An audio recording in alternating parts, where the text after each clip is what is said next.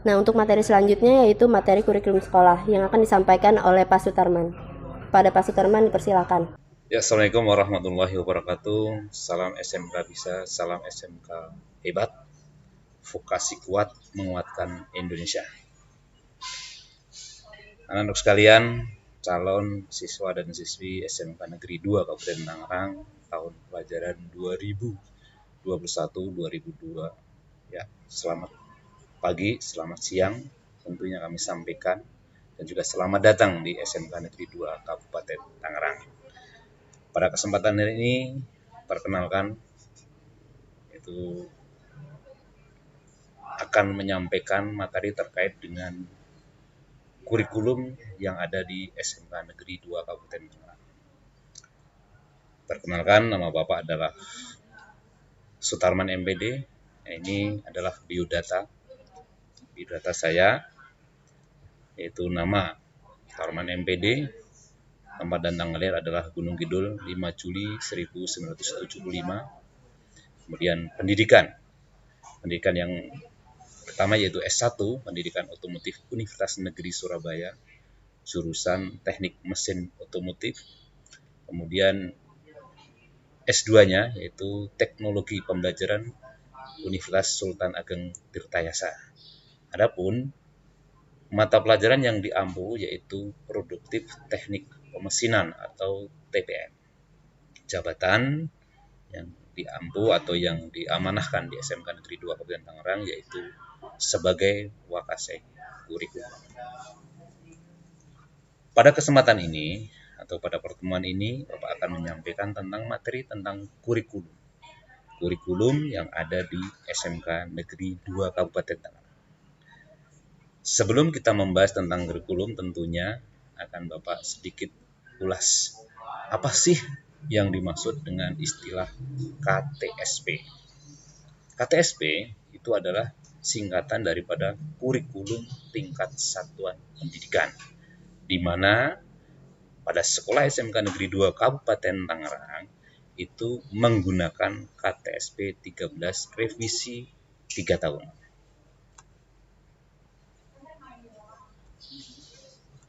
Nah, kurikulum tingkat satuan pendidikan atau KTSP itu pengertiannya adalah sebagai berikut.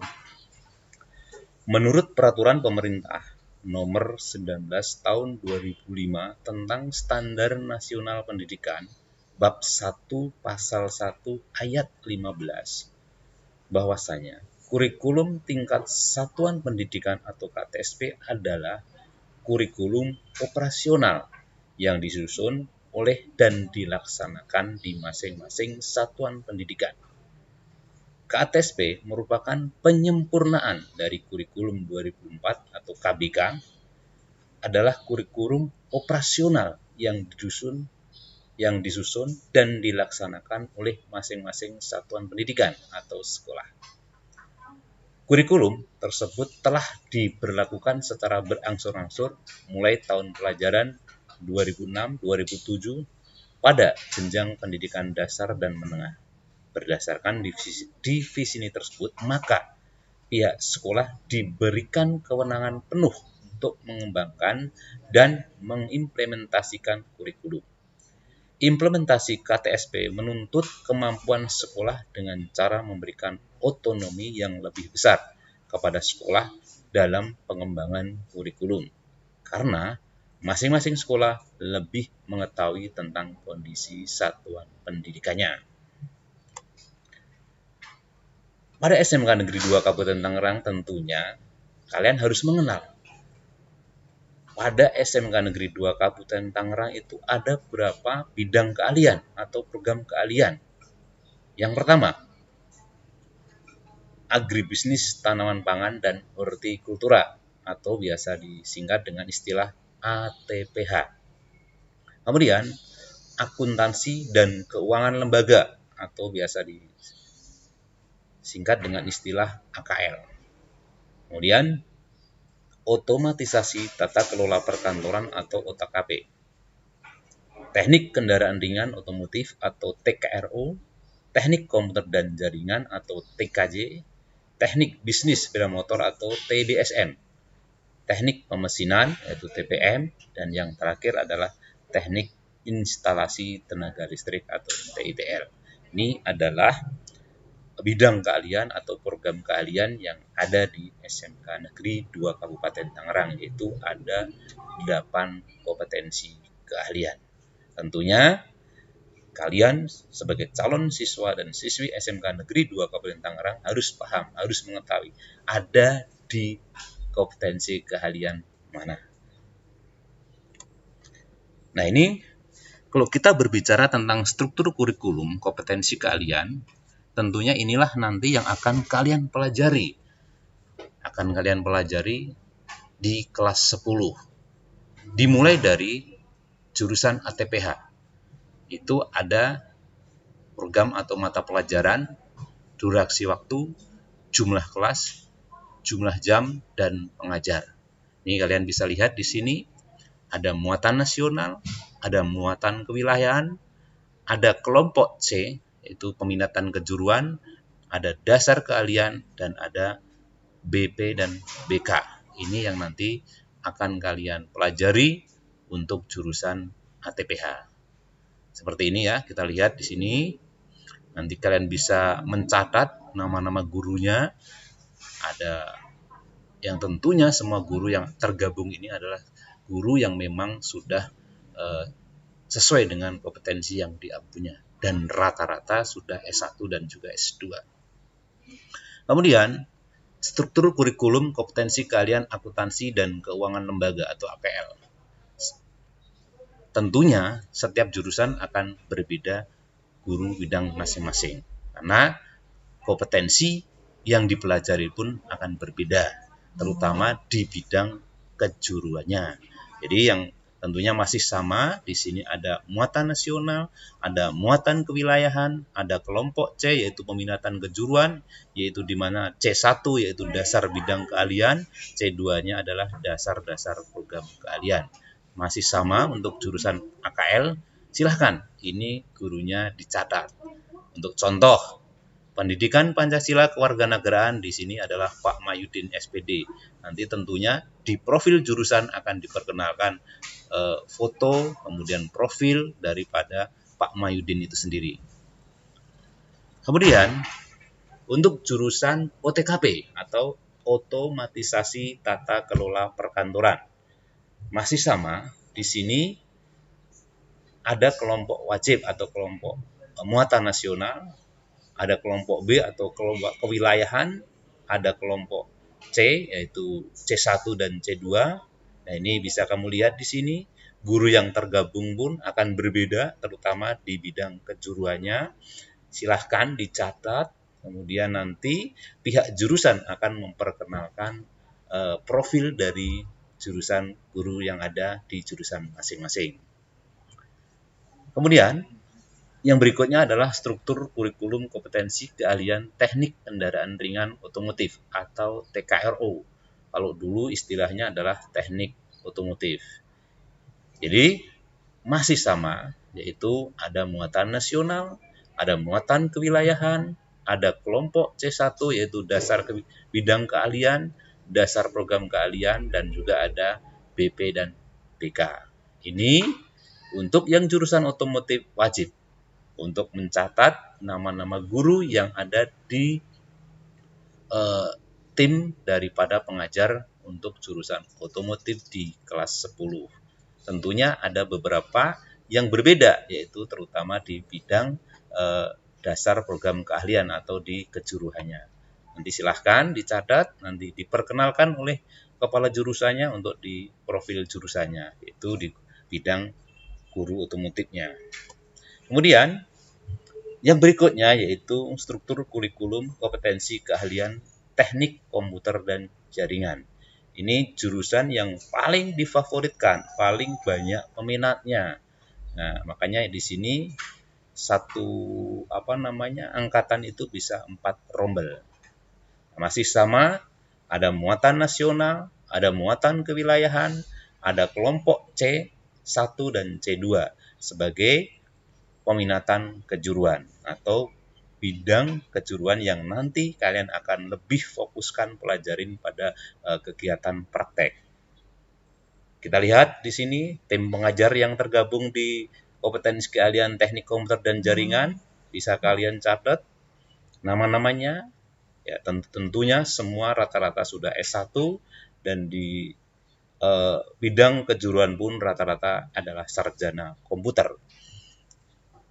Kemudian untuk struktur kurikulum kompetensi keahlian teknik bisnis dan sepeda motor masih sama, ada muatan nasional, muatan kewilayahan, ada dasar bidang keahlian, dan ada dasar program keahlian. Silahkan untuk jurusan teknik bisnis dan sepeda motor bisa mencatat nama-nama tim pengajarnya. Tentunya ada perbedaan dari setiap masing-masing jurusan, terutama di bidang kejuruhannya. Tim pengajarnya kita sesuaikan dengan kompetensi-kompetensi yang dimiliki oleh Bapak Ibu guru di pendidikannya. Silahkan untuk jurusan TBSM itu untuk dicatat nama-nama gurunya ya. Nanti pihak kepala jurusan atau jurusan akan memperkenalkan profil guru di masing-masing jurusan. Kemudian struktur kurikulum untuk kompetensi keahlian teknik pemesinan atau biasa disebut dengan TPM. Nah, ini masih sama, ada muatan nasional, ada muatan kewilayahan, ada kelompok bidang keahlian, dan juga ada kelompok dasar program keahlian.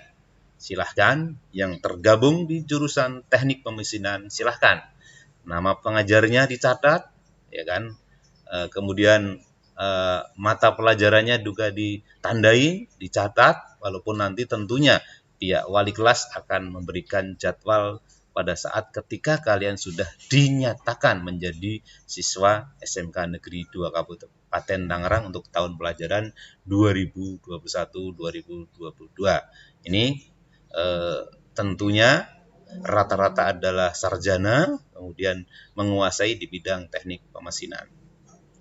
Kemudian yang terakhir, yaitu struktur kurikulum kompetensi keahlian untuk teknik instalasi tenaga listrik atau biasa disingkat dengan istilah TITL. Nah, ini masih sama, ada kelompok muatan nasional, ada kelompok muatan kewilayahan, dan juga ada C1 dan C2, yaitu dasar bidang keahlian dan dasar program keahlian. Silahkan calon-calon siswa yang tergabung di jurusan TITL itu bisa dicatat nama tim pengajarnya dan juga nama pelajarannya, dan tentunya rata-rata yang tergabung di jurusan TITL adalah rata-rata adalah sarjana teknik. Yaitu tentunya beliau lebih menguasai tentang tenaga listrikan.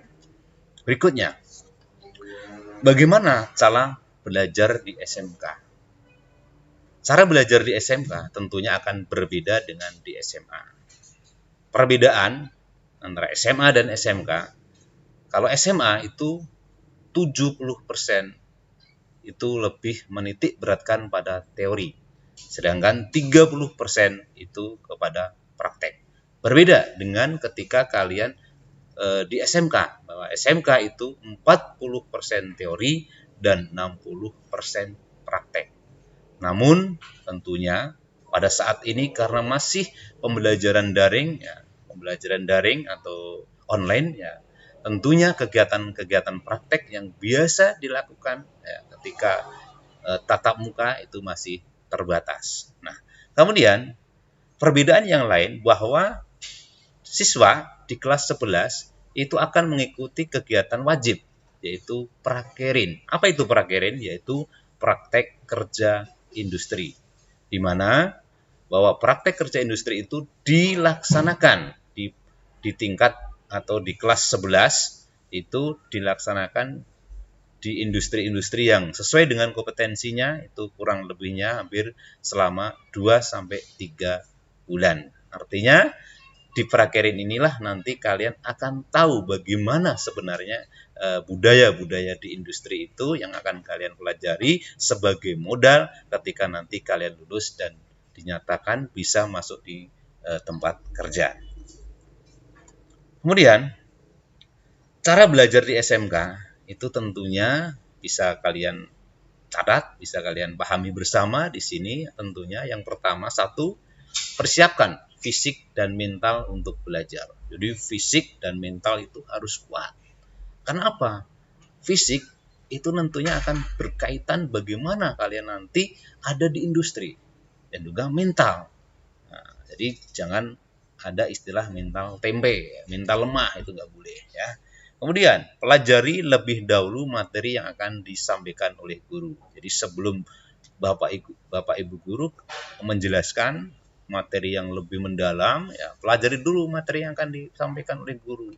Tentunya mengacu kepada buku sumber yang lain. Kemudian, aktif dalam proses belajar mengajar. Jadi walaupun nanti penerapan KBM-nya itu masih menggunakan mode daring, kalian tetap akan dibantu oleh guru masing-masing, oleh wali kelas, oleh ketua jurusan, dan dilaporkan ke kurikulum atau ke siswaan.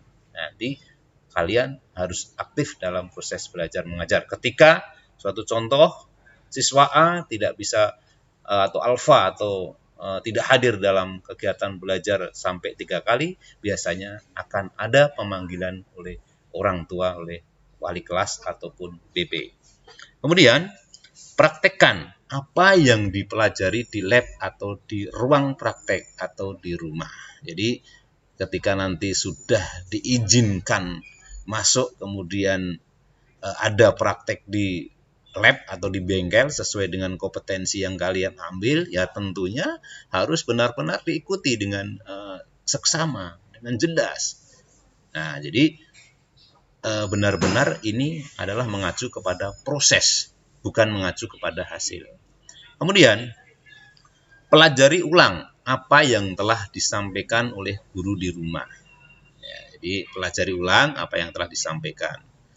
Kemudian, aktif mencari sumber belajar secara online dengan menggunakan media internet dan media yang lain. Ini sekarang ini gampang mengakses materi-materi terkait dengan perkembangan teknologi ya. Jadi bisa kalian mencari di internet terkait dengan pelajaran-pelajaran, terutama pelajaran-pelajaran yang produktif ya atau kejuruan. Itu bisa kalian sharing di internet ya. Ini penting sekali. Berikutnya, Pak, bagaimana agenda kegiatan pembelajaran SMK Negeri 2 Kabupaten Tangerang tahun pelajaran 2021-2022? Nah, ini Mabis online itu diperkirakan tanggal 21 sampai 28 Juli. Nah, kemudian setelah Mabis selesai, kalian akan melaksanakan istilah namanya orientasi pendidikan kepramukaan secara online. Ini akan nanti dikenalkan terkait dengan pendidikan kepramukaan. Tujuannya adalah membentuk karakter kalian. Itu diagendakan di tanggal 19 sampai dengan 23 Juli. Kemudian setelah kegiatan OPK, berarti kegiatan aktif belajar, itu mulai 26 Juli. Artinya di sini kalian sudah akan dibentuk kelas, kemudian akan diberikan jadwal oleh masing-masing wali kelas, kemudian kalian sudah harus belajar aktif sesuai dengan struktur kurikulum yang tadi Bapak sampaikan. Kemudian di bulan September itu penilaian tengah semester ganjil, itu atau biasanya adalah istilahnya adalah PTS. Itu penilaian tengah semester ganjil, itu diagendakan tanggal 20 sampai dengan 25 September 2021. Itu untuk mengukur bagaimana kalian belajar kurang lebih 2 bulan. Bisa memahami enggak, bisa menerima enggak pelajaran-pelajaran yang sudah disampaikan oleh Bapak Ibu guru sesuai dengan jurusan masing-masing. Kemudian, setelah kegiatan PTS biasanya kita harus tahu yaitu hasilnya seperti apa. Maka ada istilah namanya pembagian rapot PTS ganjil. Ini bisa kita agendakan di tanggal 15 Oktober 2021. Kemudian setelah itu belajar aktif lagi. Kemudian agenda yang lainnya yaitu penilaian akhir semester ganjil, yaitu 1 sampai dengan 7 Desember 2001.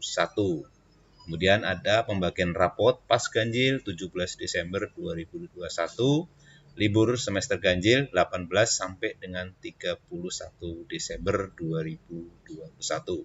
Namun catatan jadwal sewaktu-waktu bisa berubah.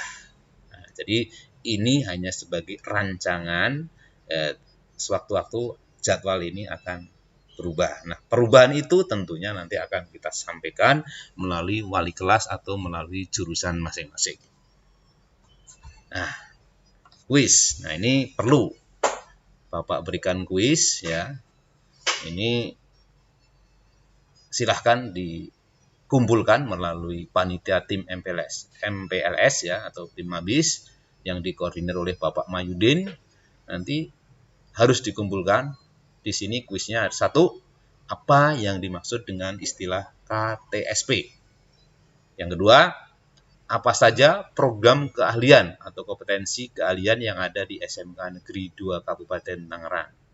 Kemudian, soal yang nomor 3, mengapa pada jenjang SMK harus mengikuti kegiatan wajib prakerin atau praktek kerja industri. Jawabannya nanti dikoordinir, kemudian dikumpulkan melalui panitia MPLS oleh Pak Mayudin, silahkan.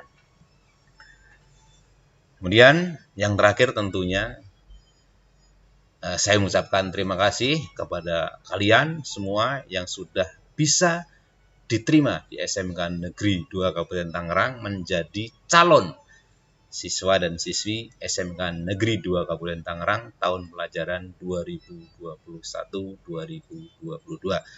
Salam vokasi kuat menguatkan Indonesia. Terima kasih. Wassalamualaikum warahmatullahi wabarakatuh. Nah, gimana nih materi hari ini? Semoga bisa dipahami dengan baik ya. Oke, karena kita sudah ada di penghujung acara, marilah kita tutup MPLS hari kedua ini dengan baca hamdalah. Alhamdulillah.